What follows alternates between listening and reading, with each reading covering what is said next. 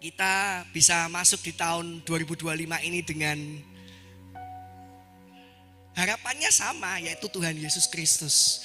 Tetapi kita selalu merasakan bahwa selalu ada yang baru yang Dia mau berikan dalam kehidupan kita. Ya, dan ya di bulan ini kita sama-sama belajar satu tema yang sangat kita butuhkan di hari-hari ini ya. Satu tema yang sangat kita butuhkan untuk kita sama-sama boleh bisa berjalan, yaitu apa namanya? Sehat. Ya, dan pagi hari ini definisi dari sehat ya, saya mengatakan bahwa bukan sekedar kita tidak sakit saja. Orang yang tidak terlihat sakit belum tentu mereka adalah orang-orang yang sehat. Tetapi definisi sehat itu adalah bagaimana keseluruhan dari tubuh kita bisa berfungsi sesuai dengan sebagaimana mestinya. Minggu lalu Pastor Iman sudah memberikan satu contoh yang sederhana. Pada saat kita masih bisa punya kontrol untuk menggerakkan jentik kita misalnya, atau jari manis kita ya. Jadi semuanya bisa berfungsi dengan sebagaimana mestinya. Dan pagi hari ini mungkin saya terlihat sehat, tapi sebenarnya saya sedang, kalau kita mendengarkan sama-sama suara saya habis. Dan tapi saya bersyukur pada pagi hari ini dengan energi yang ekstra, dengan kekuatan yang ekstra ya, saya bisa berbicara pada pagi hari ini. Dan saya percaya yang berbicara pada pagi hari ini bukan saya, tapi Tuhan sendiri yang akan berbicara dalam kehidupan Bapak Ibu dan jemaat sekalian di tempat ini. Amin. Ya, dan kalau kita tahu ya, ada sebuah istilah yang berkata demikian, health is not valued till sickness comes. Atau kesehatan itu tidak pernah kita hargai sampai kita merasakan yang namanya apa? Sakit. Kesehatan tidak pernah kita kejar sebelum kita merasakan yang namanya sakit. Seringkali kita mengabaikan yang namanya kesehatan, tetapi kita sangat mengejar kesehatan pada saat kita sedang sakit. Dan bulan ini kita mau sama-sama belajar bahwa berbicara tentang sehat, yang disampaikan Pastor Iman adalah sehat itu bukan one time event, tetapi sehat itu adalah everyday living. Kehidupan kita sehari-hari itu harusnya itu sehat. Kalau saat ini suara saya sedang serak, saya pasti akan mengejar yang namanya kesembuhan terhadap suara saya. Saya minum obat, ya saya minum mungkin tolak angin gitu kan. Ya, tapi pada pagi hari ini yang ini saya sampaikan adalah kalau kita berbicara tentang sehat, sehat itu harusnya menjadi kehidupan kita sehari-hari. Hargai kesehatan ya di dalam kehidupan kita. Jangan menjadikan itu sebagai sesuatu yang kita kejar pada saat kita mengalami yang namanya kesakitan.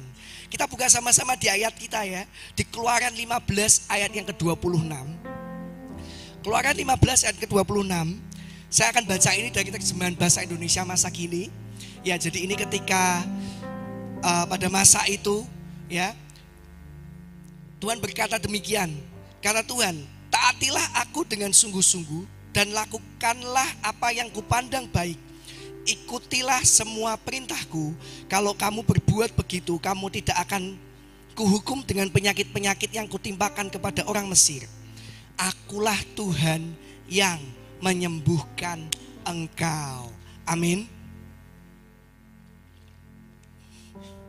Seperti yang kita sudah belajar di minggu lalu ya, pada saat Allah berbicara bahwa Dia adalah Allah yang penyembuh, bangsa Israel sedang tidak berada di dalam kondisi yang sakit. Mereka semua habis mengalami kemenangan yang besar. Mereka semua sehat. Ya. Tetapi pada saat Allah berbicara soal Dia adalah Allah yang penyembuh, penyembuhan yang dimaksudkan oleh Allah yang disampaikan pada ayat ini adalah tidak sekedar sembuh dari kondisi yang sakit, melainkan mengalami pemulihan.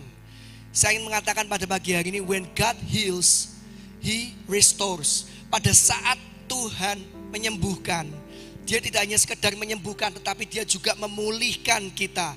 Dan saya ingin mengatakan bahwa deklarasi Tuhan yang adalah penyembuh merupakan janji bahwa Dia tidak hanya sekedar membuat kita jadi sembuh terhadap penyakit, tetapi benar-benar memperbaiki kita menjadi ciptaannya yang utuh kembali. Jadi bukan hanya sekedar menyembuhkan dari sakit. Bagi Tuhan itu adalah hal yang mudah. Tetapi pada saat Tuhan menyembuhkan, Dia memulihkan, menjadikan kita utuh kembali, ya, untuk kita bisa berjalan sesuai dengan rancangannya. Dan pada pagi hari ini kalau kita ketahui ya, pada saat kita berbicara tentang yang namanya sehat, sehat bukan berarti ketiadaan penyakit di sekeliling kita, Bapak Ibu sekalian. Bukan berarti tidak adanya penyakit yang ada di sekeliling kita. Melainkan meskipun saat ini kita harus berada di tengah-tengah penyakit. Ya, saya tidak berbicara tentang sekedar penyakit yang real saja. Kita masih menghadapi pandemi coronavirus ya, COVID-19. Saya tidak berbicara hanya sekedar penyakit yang real saja.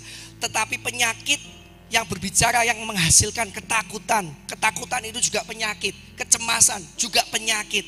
Rasa khawatir itu juga penyakit.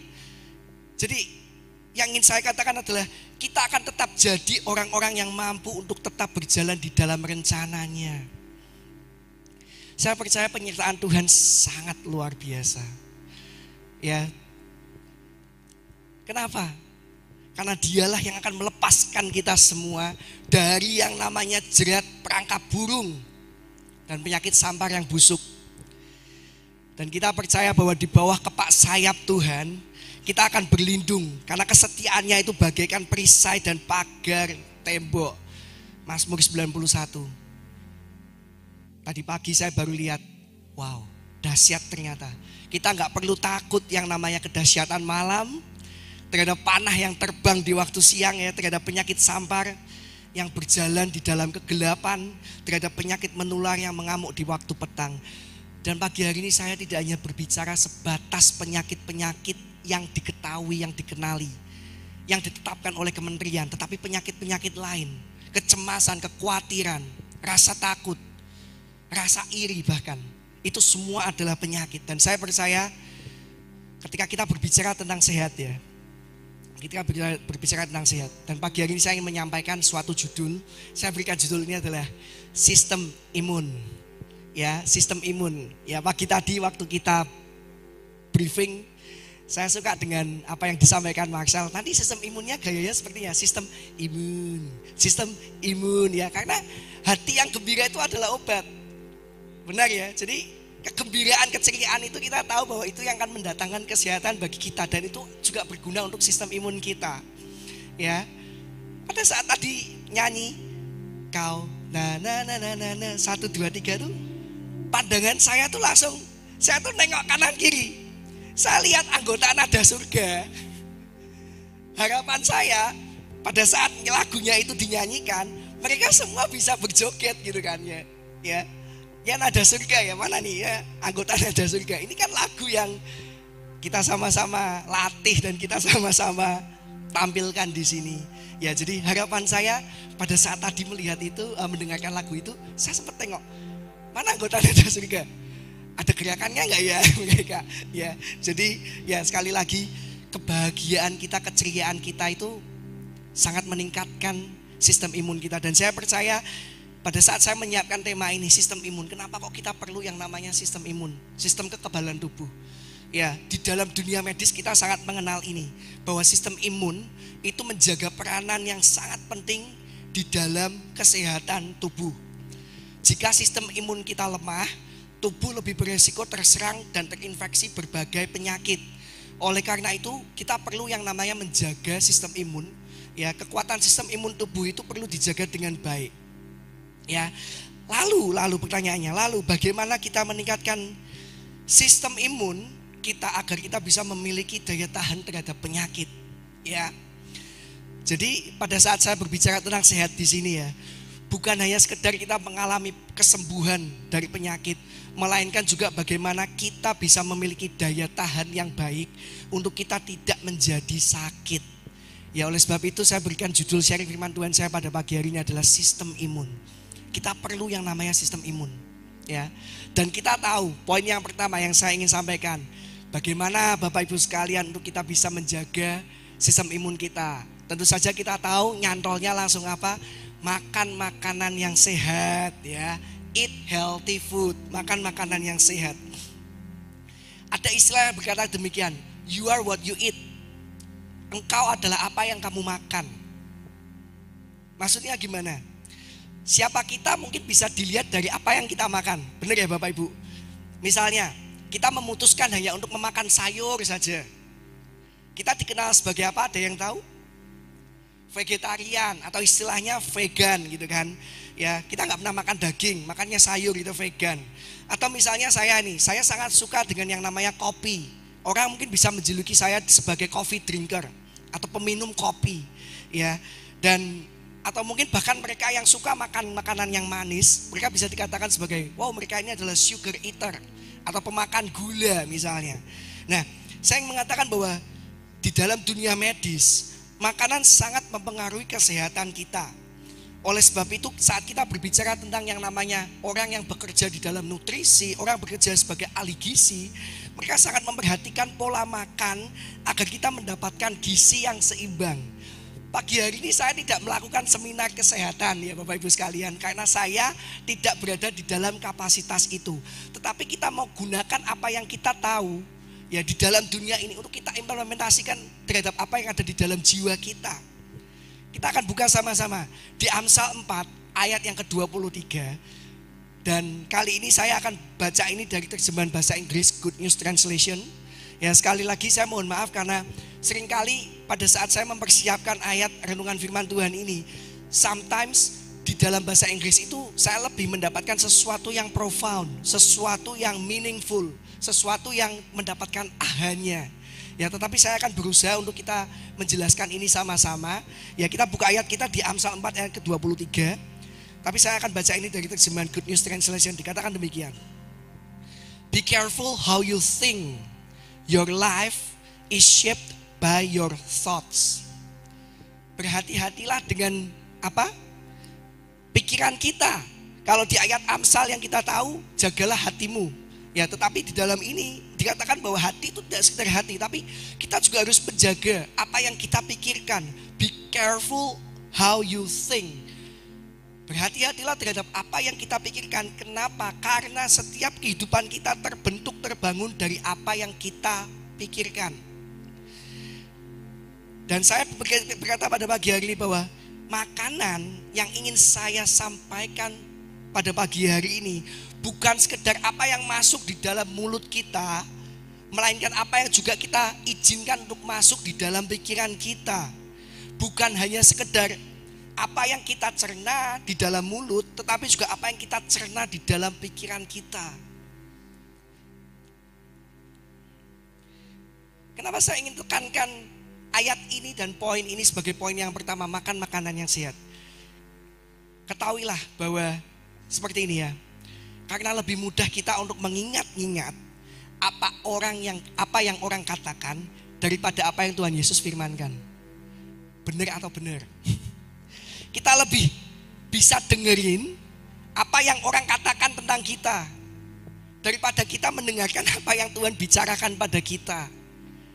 Kita lebih suka ngunyah omongan orang daripada kita ngunyah yang namanya firman Tuhan. Pada saat kita mungkin disampaikan bahwa kamu tidak bisa, kamu tidak mungkin bisa ini. Sudahlah, lepasin aja. Karena kita sudah pernah mengalami kegagalan 2 kali, 3 kali, ngapain kamu coba lagi? Dan kita lebih suka untuk mencerna itu di dalam pikiran kita daripada kita coba mengunyah apa yang menjadi firman yang Tuhan firmankan. Sama seperti kita harus makan agar kita tetap menjadi kuat ya. Kita juga harus membaca dan mencerna firman Kristus secara teratur agar sistem imun kita ini menjadi lebih baik. Saya mengatakan bahwa ketika kita menjadikan firman Kristus menjadi bagian dari nutrisi sehari-hari, adalah kebutuhan yang seharusnya kita prioritaskan. Maksudnya gimana? Menunda makan makanan jasmani dalam sehari sudah menjadikan kita kelaparan. Lalu bagaimana dengan kita menunda makan makanan rohani dalam sehari? Apakah sudah menjadikan kita kelaparan? Saya punya cici ya. Cici itu orangnya strict banget. Dia harus makan minimal 3 kali sehari. Dan kalau sudah jamnya makan, dia harus makan. Dan kalau tidak makan nasi, berarti tidak makan.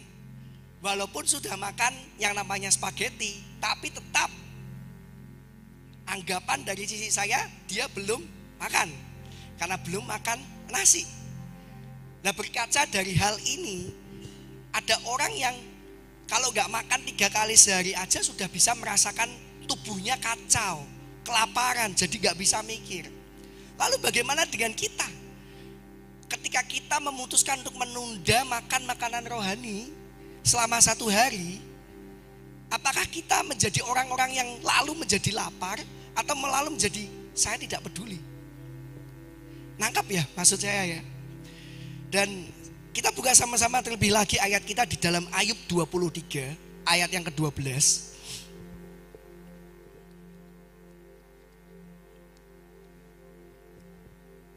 Dikatakan demikian, saya baca ini dari firman Allah yang hidup. Aku tidak menolak perintah-perintahnya. Aku menghargai firman-Nya lebih daripada makananku sehari-hari. Wow. Ayub ya, kita tahu orang yang sangat didera dengan berbagai macam kesulitan, kesakitan, kesedihan ya. Ayub mengerti bahwa di dalam kehidupannya nilai makanan rohani atau firman Kristus itu sama pentingnya atau bahkan lebih penting daripada makanan jasmani. Dan saya ingin mengatakan pada pagi hari ini kalau kita baca Ayub ya, walaupun Ayub didera sakit penyakit ya, tetapi sistem imunnya Ayub ini sangat kuat. Maksudnya gimana? Sekalipun penyakit itu menguasai tubuhnya Ayub, tetapi penyakit itu tidak bisa menguasai imannya Ayub. Itu yang ingin saya sampaikan. Pada saat kita punya sistem imun yang kuat, saat ini mungkin kita sedang terbaring di dalam rasa sakit, tapi kita percaya bahwa Dia adalah Allah yang penyembuh, yang bisa menyembuhkan kita, yang bisa memulihkan kita, yang bisa membangkitkan kita.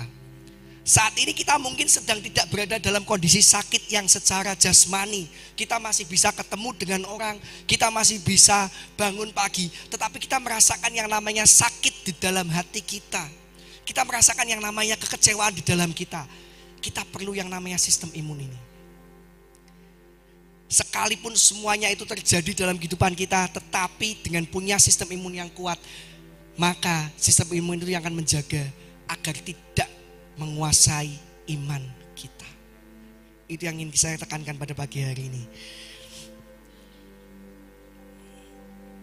Belajar dari Ayub yang mengunyah dan mencerna firman Kristus itu ya, sehingga firman itu secara aktif menghasilkan kekebalan tubuh. Dan saya ingin mengatakan bahwa firman-Nya adalah makanan yang sehat yang membawa kita kepada kondisi siap tempur terhadap berbagai penyakit yang akan menyerang kita. Sekali lagi kita perlu yang namanya sistem imun. Dan saya mengatakan bahwa jadikan firman Kristus itu sebagai our daily bread, makanan kita sehari-hari. Rindukanlah untuk kita mencerna firman-Nya. Rindukanlah kita untuk merenungkan firman Kristus. Sama seperti kita harus makan 3 kali sehari. Bagaimana dengan kita berdoa 3 kali sehari? Poin yang kedua, bagaimana caranya Bapak Ibu sekalian untuk meningkatkan sistem imun kita? Kita ya perlu yang namanya apa? Sudah makan, kita perlu yang namanya apa? Kita tahu sama-sama olahraga atau exercise. Kita perlu yang namanya exercise. Born healthy is a blessing, but stay healthy is a responsibility. Kita terlahir sehat itu adalah berkat. Tetapi untuk kita tetap menjaga kesehatan dan menjadi sehat, itulah yang namanya tanggung jawab. Ya. Cara yang kedua untuk meningkatkan sistem imun kita adalah dengan kita rajin berlatih. Karena kemalasan hanya akan membawa kita kepada penurunan kualitas. Tetapi ketika kita terus berlatih akan membawa kita kepada peningkatan kualitas. Kita buka lagi ya. di 1 Timotius 4 ayat yang ke-8. Saya akan baca ini dari bahasa Indonesia masa kini. 1 Timotius 4 ayat ke-8 dikatakan demikian. Latihan jasmani sedikit saja gunanya, tetapi latihan rohani berguna dalam segala hal, sebab mengandung janji untuk hidup pada masa kini dan masa yang akan datang. Kita perlu yang namanya latihan rohani. Dan Rasul Paulus menekankan dalam suratnya ini betapa pentingnya latihan rohani itu, karena hasilnya adalah apa? Sangat berguna dalam segala hal. Bukan satu hal, dua hal, tiga hal saja, tetapi di dalam segala hal. Ya, latihan jasmani terbatas hanya pada tubuh kita, tetapi latihan rohani bermanfaat untuk mendatangkan kehidupan yang sehat. Orang yang suka fitness ya, akan membentuk tubuhnya, ototnya akan terbentuk. Dan kita bisa katakan bahwa segala sesuatu yang kita lakukan itu tidak menghindarkan kita dari yang namanya apa? Penuaan. Hanya memperlambat terjadinya penuaan. Makanya dikatakan itu hanya berguna, hanya untuk sebatas saja. Tetapi pada saat kita melatih spiritual kita, ketika kita melatih rohani kita, kita akan jadi orang-orang yang mendapatkan yang namanya kesehatan di dalam kehidupan kita. Karena akan berguna. Kenapa? Karena mengandung janji. Ada janji, ada Tuhan di situ. Ya, untuk kehidupan kita sekarang dan kehidupan kita yang akan datang. John Maxwell berkata demikian. Motivation gets you going, but discipline keeps you growing. Motivasi yang akan membuat kita berjalan, tetapi disiplin yang akan membuat kita bertumbuh.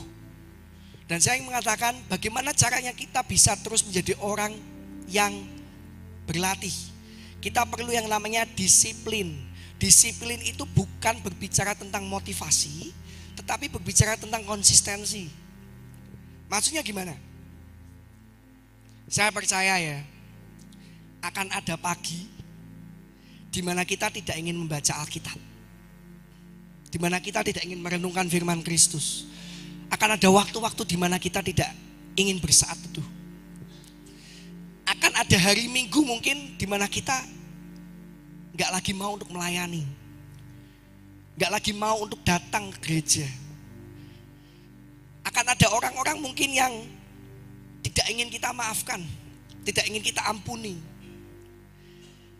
Namun sama seperti atlet ya, atlet yang memiliki kedisiplinan yang sangat tinggi untuk terus berlatih, atlet tersebut akan semakin terlatih dan semakin mampu untuk meraih kemenangan, menyelesaikan pertandingan sampai garis finish.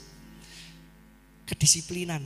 Akan ada hari-hari di mana kita gak mau. Tetapi ketika kita terus mau untuk mendisiplinkan diri kita, latihan rohani. Latihan rohani itu yang akan membawa kita kepada jiwa yang sehat.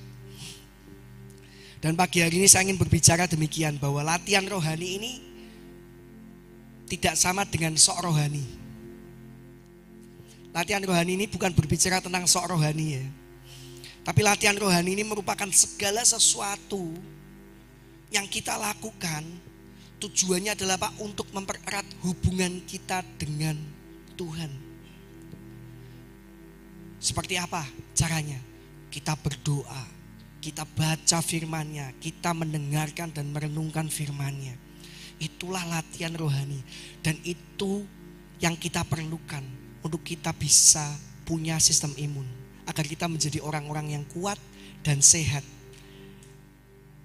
Dan saya ingin mengatakan bahwa rohani yang terlatih akan membuat kita semakin mengerti kehendak Tuhan. Dan kita berani menghadapi masa-masa yang sukar, karena kita tahu bahwa Dia ada di sisi kita, dan kita juga tahu bahwa rancangan atas kita selalu baik. Saat ini kita disakiti, gak punya alasan untuk memaafkan misalnya. Tetapi kita sudah diberikan satu alasan, yaitu Tuhan yang sudah mengampuni kita, Tuhan yang sudah memaafkan kita. Bahkan yang lebih baik lagi, sebelum kita mengenal Dia, Dia sudah mengenal kita dan sudah memaafkan kita. Nah, Ada banyak sekali alasan mungkin untuk kita membuat pengecualian-pengecualian. Saya nggak mau menjadi orang yang sehat karena A, B, C, D. Saya nggak mau jadi orang yang pulih. Tidak ada kesempatan lagi untuk mengalami pemulihan. Tidak ada kesempatan lagi untuk memaafkan. Tapi saya ingin tekankan pada pagi hari ini, masa-masa itu akan datang di dalam hidup kita. Tetapi ketika kita punya sistem imun yang kuat, ketika kita menyadari bahwa segala sesuatunya itu Tuhan yang memberikan kita kekuatan, kita akan menjadi orang-orang yang mau untuk kembali lagi menjadi orang yang disiplin, untuk menjadi orang yang mau untuk terus melakukan apa yang menjadi kehendaknya. Ya, kita latihan rohani, latihan spiritual kita dilatih. Lalu cara yang terakhir adalah apa? Bagaimana cara kita meningkatkan sistem imun kita adalah kita mengelola yang namanya stres. Waduh, mengelola yang namanya stres.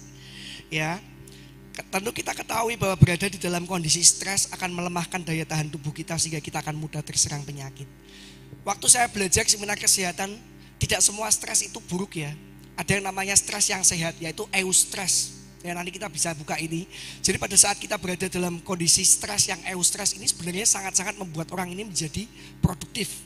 Sangat-sangat membuat orang ini menjadi sangat-sangat fully fungsional gitu. Semuanya berfungsi dengan baik. Tetapi kita tahu ya bahwa seringkali kita membuat atau mengerti istilah stres itu adalah sesuatu yang berat, ya. Dan saya ingin menekankan di sini bahwa sesuatu yang berat atau stres yang negatif itu ya, stres yang negatif itu bisa terjadi karena kita memiliki kekhawatiran yang berlebih. Dan rasa khawatir yang berlebih ini yang bisa memengaruhi kesehatan kita. Saya percaya khawatir itu merupakan suatu perasaan yang juga diciptakan oleh Tuhan. Bukan diciptakan oleh manusia, Tuhan memberikan kita rasa khawatir itu. Tapi bukan untuk kita lebih-lebihkan. Karena yang Tuhan mau apa? Ketika kita punya rasa khawatir, kita harus apa? Serahkanlah segera kekhawatiranmu kepada Tuhan, kepada aku. Sebab akulah yang memelihara kehidupan kamu. Dan saya ingin mengatakan pada pagi hari ini bahwa kekhawatiran bukan berarti ketiadaan iman. Melainkan kondisi di mana iman kita saat ini sedang diserang. Rasa khawatir itu bukan berarti kita nggak punya iman, bukan berarti kita tidak punya janji, bukan berarti kita tidak percaya. Saya sudah percaya tapi kok khawatirnya masih ada. Ini berarti kondisi di mana iman kita ini sedang diserang. Apa yang kita percaya ini sedang diserang. Ya, tujuannya apa? Supaya kita tidak menjadi lagi orang yang percaya. Di dalam dunia ini lebih baik kita menjadi orang yang tidak tahu daripada kita menjadi orang yang tidak percaya. Karena seringkali ada banyak mukjizat yang kita nggak pernah tahu gimana itu mukjizat bisa datang, gimana berkat itu bisa datang. Kita nggak pernah tahu itu. Dan kita juga nggak pernah tahu gimana caranya kok tiba-tiba ngalami masalah ini, masalah itu, masalah A, masalah B, tantangan A, tantangan B, tantangan C. Tapi yang kita harus ketahui apa? Sekalipun aku tidak tahu, aku tetap percaya. Itu yang kita mau sama-sama capai pada bulan ini. Kekhawatiran bukan berarti ketiadaan iman, melainkan kondisi di mana iman kita sedang diserang. Waduh, ya. Ibarat kita sedang berada di dalam perjalanan ke suatu tujuan dengan mobil. Ya, kita saat ini kita pakai yang namanya GPS ya. Kita sudah tahu kita mau kemana. Kita sudah tahu bahwa GPS itu sudah mengarahkan kita pada jalan yang benar, ya. Dan kita mungkin sudah belajar, rutenya sudah dipelajari dulu dari GPS. Oh, ini memang benar, cuman tinggal sana terus belok kiri, belok kanan, mungkin berapa kilometer lagi sudah akan tiba kepada tujuan. Lalu di dalam perjalanan itu tiba-tiba hujan lebat datang. Wah terus, ya, sehingga menghalangi pandangan kita. Apa yang akan kita lakukan? Apakah kita akan menyerah dan berhenti? Gak jadi kesana lah, ini hujannya deras banget. Kita berhenti? Atau kita akan tetap mencoba untuk berjalan dengan cara kita menyalakan wiper kita misalnya. wiper kita nyalakan, lampu kita nyalakan, dan kita tetap terus berjalan ke sana. Kita pilih yang mana? Kalau saya pasti akan pilih, saya akan tetap terus berjalan. Karena saya tahu ini rutenya betul, jalannya betul. Mau sederas apapun hujannya, saya tetap akan terus berjalan. Bahkan saya di situ nyalakan yang namanya hazard, saya nyalakan yang namanya lampu, saya nyalakan wiper saya pada kecepatan yang paling tinggi.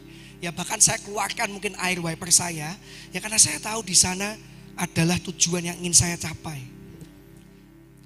Dan saya mengatakan ya, analogi ini ya, menyalakan wiper pada kaca mobil merupakan sebuah perlawanan kita terhadap hujan yang turun membasahi kaca, agar kita tetap bisa melihat ke depan.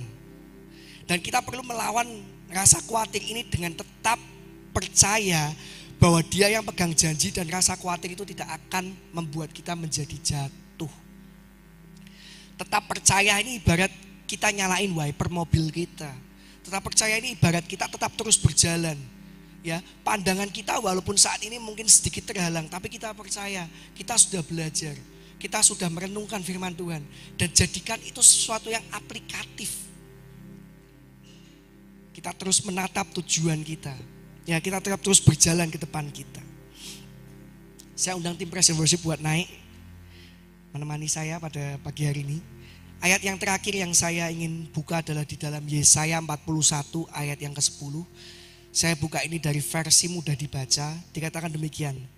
Jangan khawatir, aku menyertaimu. Jangan takut, akulah Allahmu. Aku akan membuatmu kuat. Aku menolongmu. Aku menolongmu dengan tangan kananku yang membawa kemenangan. Ketahuilah, ketika kita punya yang namanya sistem imun dari Tuhan yang ada di dalam kita. Sistem imun itu tidak hanya membuat kita hanya sekedar mampu menahan kita dari serangan, tetapi sistem imun itu juga akan membuat kita mampu mengalahkan yang namanya serangan itu. Kalau kita mau sehat sama-sama, kita bangun sistem imun rohani kita, ya. Bukan hanya untuk daya tahan, nggak kena, tapi kita juga maju, kita kalahkan yang namanya rasa sakit itu. Kita kalahkan yang namanya kekhawatiran itu. Kita kalahkan yang namanya ketakutan itu, kecemasan, kebimbangan, gelisah hati, risau. Semuanya adalah karena kita punya sistem imun di dalam Tuhan. Amin.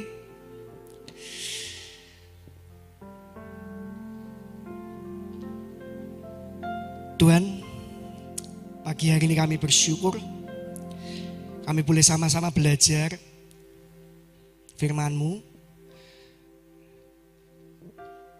di mana seperti dunia mengajarkan kita untuk kita harus makan 3 kali sehari.